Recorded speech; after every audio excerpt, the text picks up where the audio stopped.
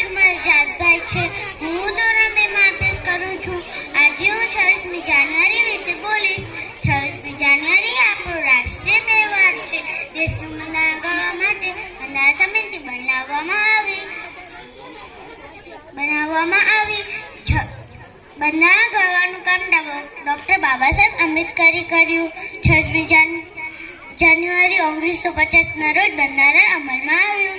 26મી જાન્યુઆરીએ શાળામાં ધ્વજવંદન કરવામાં આવે છે અને સાથે રાષ્ટ્રગીતો ગાવામાં આવે છે. ઠેર ઠેર પરેડો કાઢવામાં આવે છે. 26મી જાન્યુઆરીને પ્રજાસત્તાક દિન કહે છે. આપણા ભારત દેશને આ પરિસ્થિતિમાં લાવવા માટે અનેક વીર જવાનોએ પોતાના જીવનના બલિદાન આપ્યા છે.